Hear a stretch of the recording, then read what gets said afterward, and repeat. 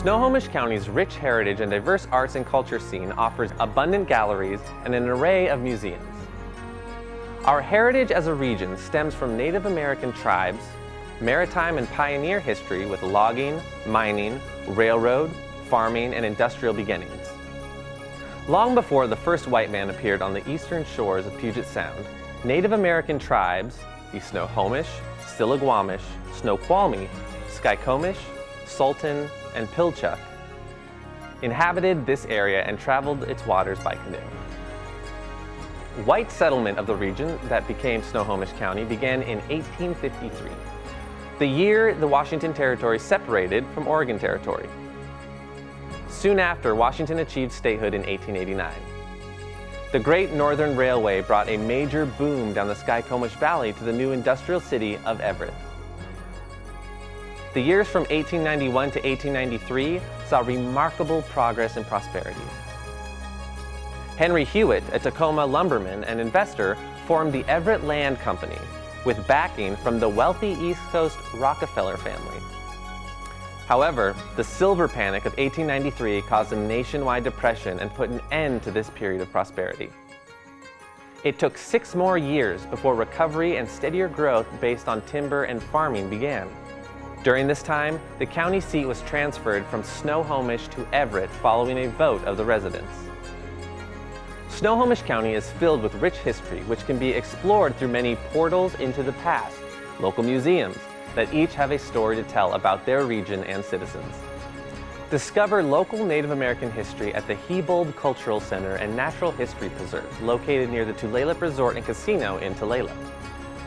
The center is a place of learning and a source of civic pride for the Tulalip people and neighboring communities, and strives to restore, protect, and enhance traditional cultural values and spiritual beliefs of the Tulalip tribes. The Interactive Cultural Center features a main exhibit, a rotating temporary exhibit, 2 classrooms, a longhouse, a research library, and a gift shop. It also features fully certified collections and archaeological repositories, and is the only tribal facility certified by the state of Washington. The pioneer spirit of Snohomish County lives in the Interactive Western Heritage Center located on the grounds of the Evergreen State Fair in Monroe.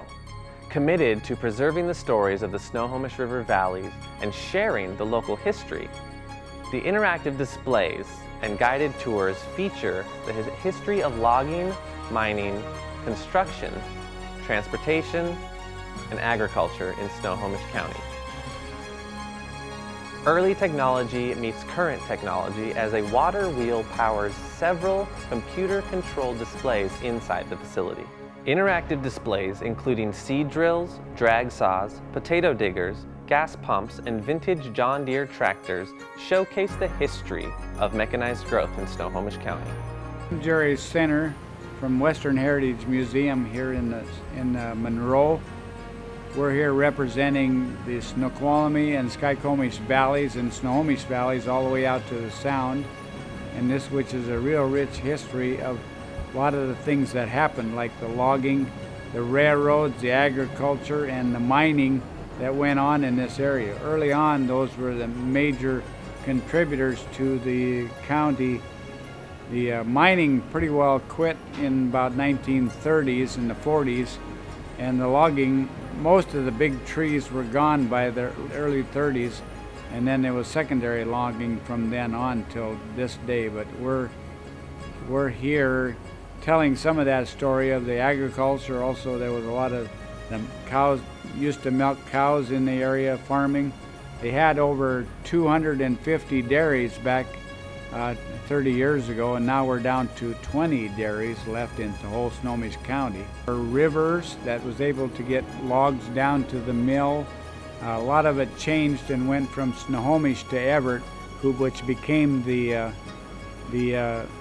center for all the governmental things that went on. But it was the logging and the mining and the agriculture that really built Snohomish County and turned it into a viable port. And the people had work because they could work in the logging, they could work on the farm, and there was a lot of mining that traveled all over the county. And the railroads, of course, brought a lot of the people to the county when they first came in at the turn of the century, a little bit before 1900, the Great Northern came in. People can come in and hand touch a lot of the equipment that was used and be able to get a little bit better picture of what went on back at the turn of the century. Keeping alive the heritage of the original homesteaders of the Stillaguamish River Valley, the Stillaguamish Pioneer Valley Museum in Arlington preserves artifacts of the North and South Forks of the Stillaguamish River Valley. Although logging is a key theme in our local history and the displays of the museum, other important treasures include household, dairy, military, railroad, sports, medical, education, transportation, and music items, along with thousands of old black and white photos and full-sized wildlife taxidermy displays featuring bear, deer, and other wildlife in real-life settings. The Granite Falls Historical Museum gives you a glimpse into the past of northeastern Snohomish County, highlighting the importance of logging, gold and silver mining, and the impact of the railroads to the region.